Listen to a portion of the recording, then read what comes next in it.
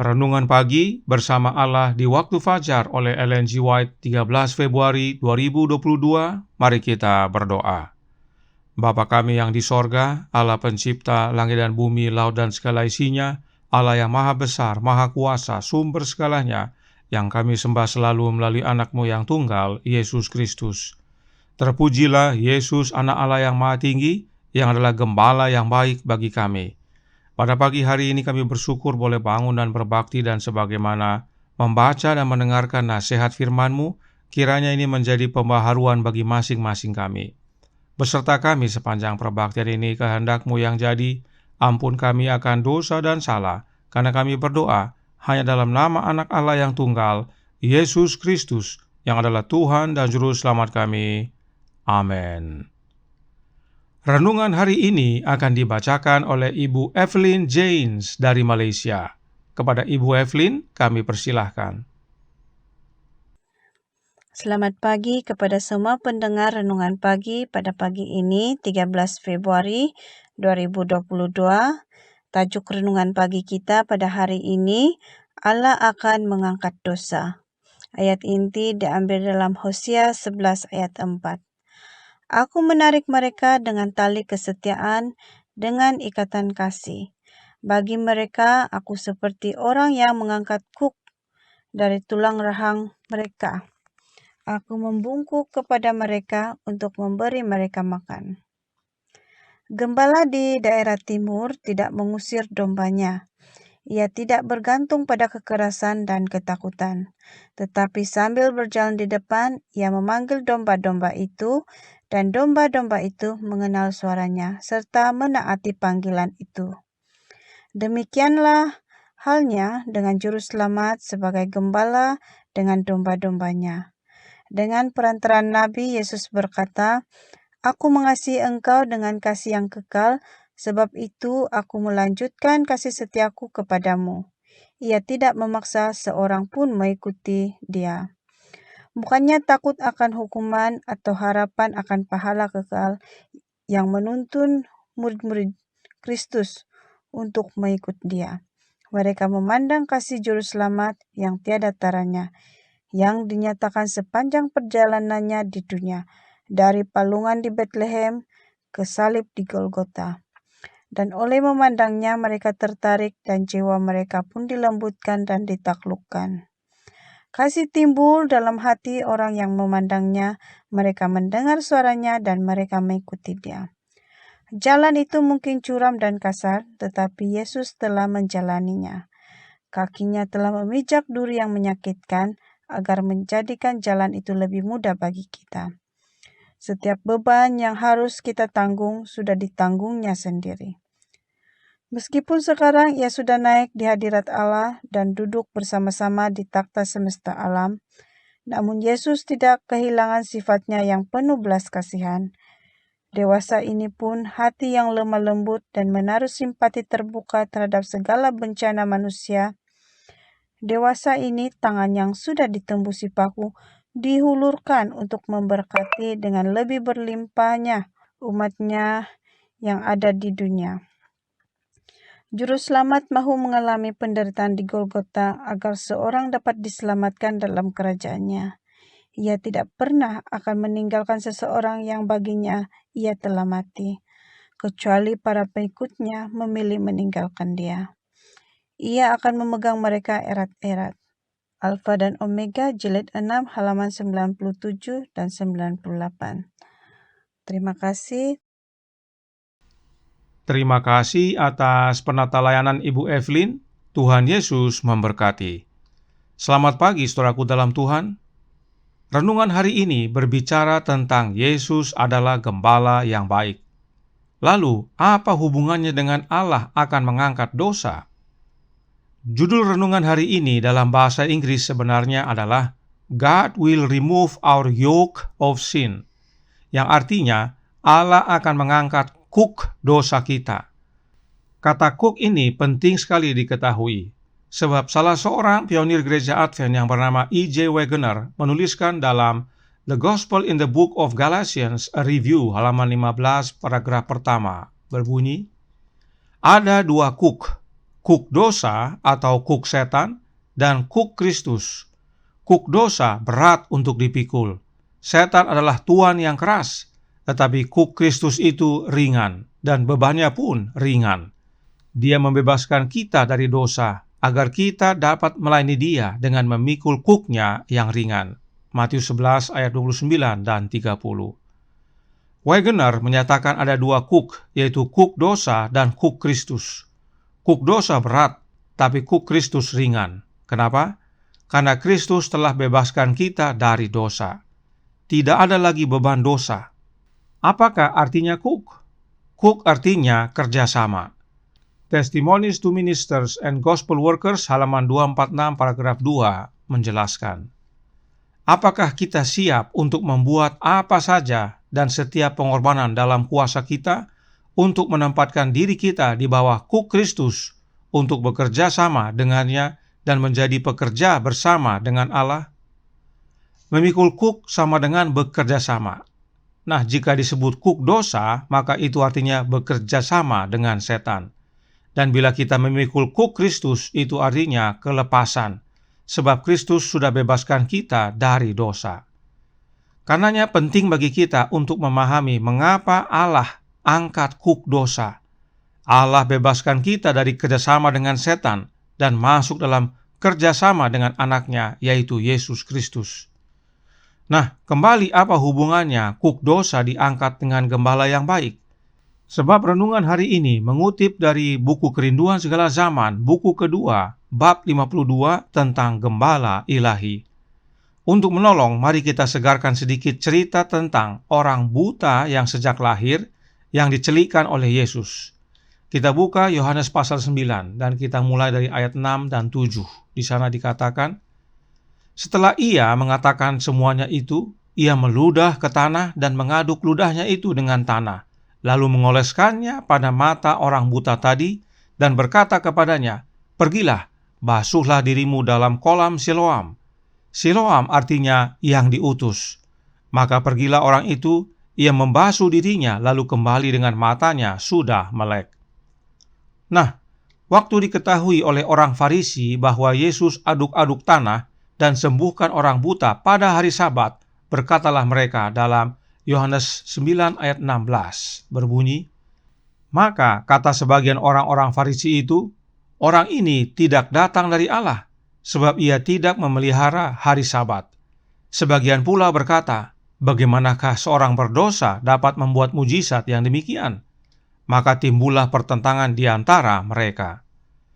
Meskipun sudah sembuh, orang-orang Farisi tidak percaya. Mereka lalu pergi kepada orang tuanya untuk cek. Tapi orang tuanya takut, karena orang-orang yang mengakui Yesus sebagai Mesias akan dikucilkan. Dan bahkan karena mereka kurang percaya, sampai-sampai orang yang sembuh tersebut mereka wawancara 2 kali. Apa hasilnya? Berikut hasilnya. Yohanes 9 ayat 27-30 berkata, jawabnya, telah kukatakan kepadamu dan kamu tidak mendengarkannya. Mengapa kamu hendak mendengarkannya lagi? Barangkali kamu mau menjadi muridnya juga. Sambil mengejek mereka berkata kepadanya, engkau murid orang itu, tetapi kami murid-murid Musa. Kami tahu bahwa Allah telah berfirman kepada Musa, tetapi tentang dia itu kami tidak tahu dari mana ia datang. Jawab orang itu kepada mereka, aneh juga bahwa kamu tidak tahu dari mana ia datang, sedangkan ia telah memelekkan mataku. Si orang buta yang sembuh itu heran lihat pemimpin jemaatnya. Ulang-ulang tanya tapi tidak percaya. Malah pemimpin jemaatnya mengejek dia. Dan bahkan si orang buta yang sembuh itu bilang para pemimpinnya aneh. Karena sudah jelas-jelas matanya sembuh, tapi mereka bilang tidak tahu dari mana Yesus datang.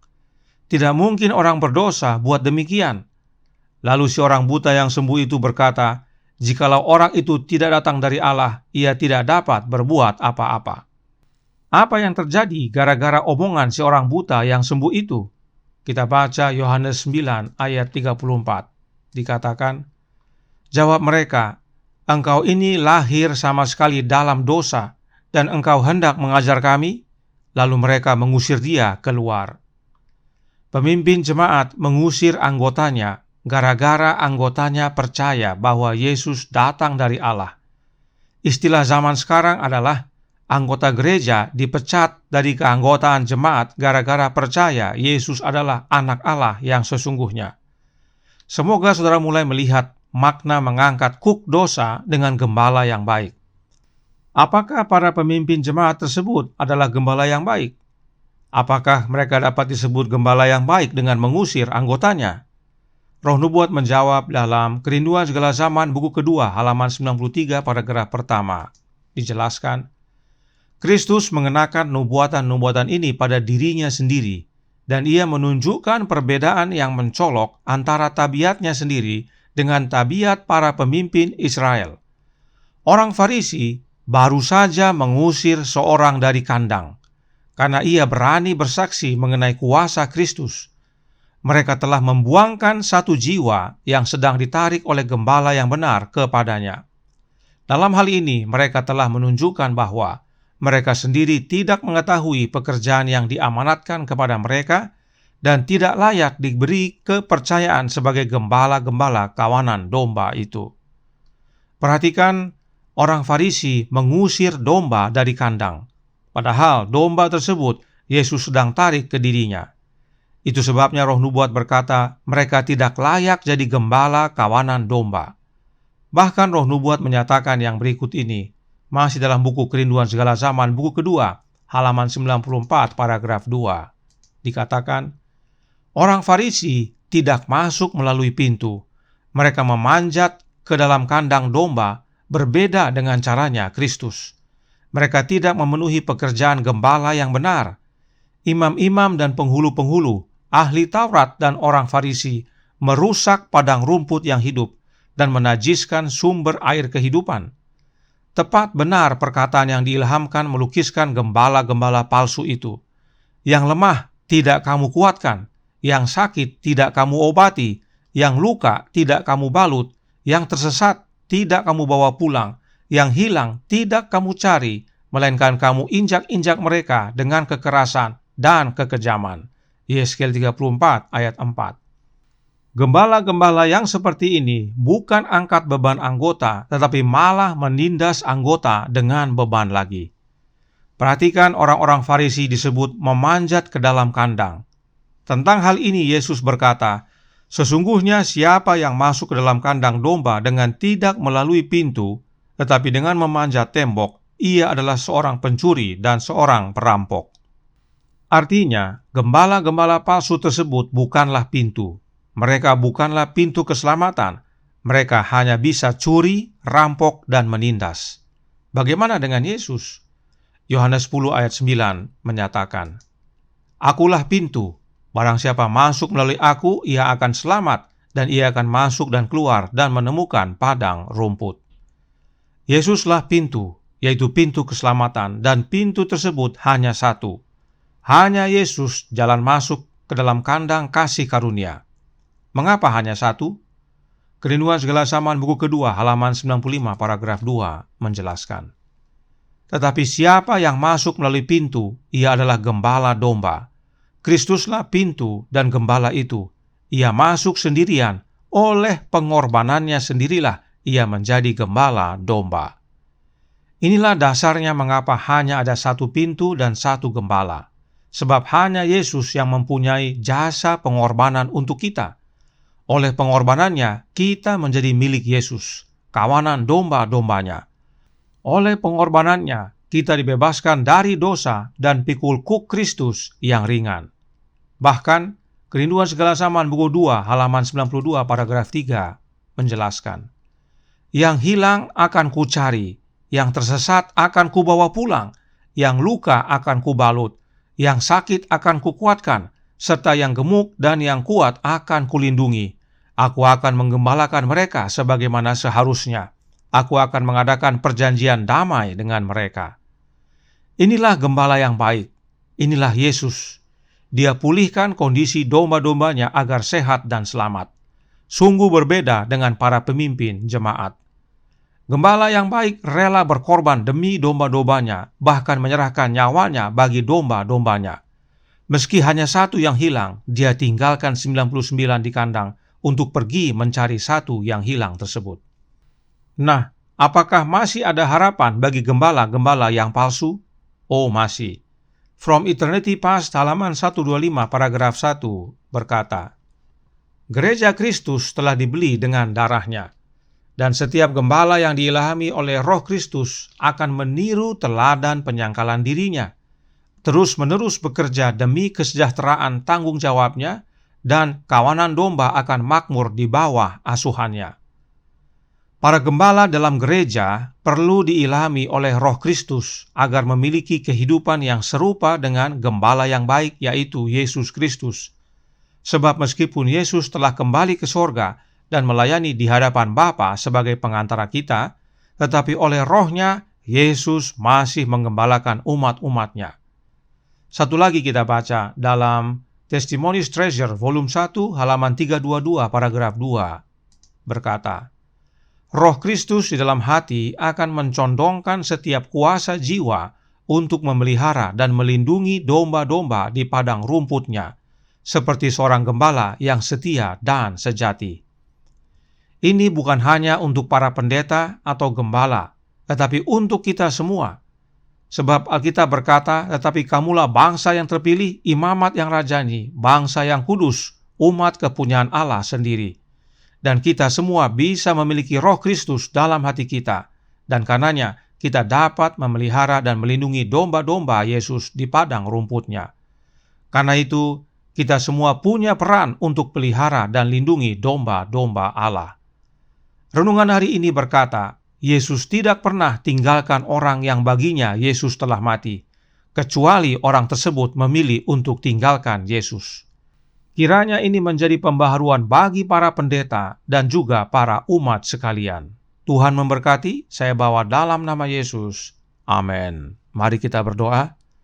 Bapa kami yang di sorga, Allah pencipta langit dan bumi, laut dan segala isinya, Allah yang maha besar, maha kuasa, sumber segalanya, yang kami sembah selalu melalui anak-Mu yang tunggal, Yesus Kristus.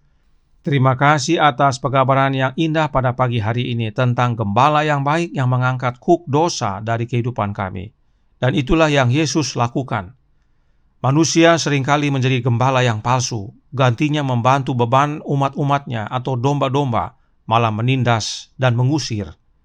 Kiranya melalui bacaan renungan pagi hari ini, semakin banyak hamba-hamba Allah serta umat sekalian meminta kehadiran Roh Kristus dalam hati, agar melalui kehadiran Roh Kristus kami memiliki jiwa penggembalaan yang serupa dengan Kristus.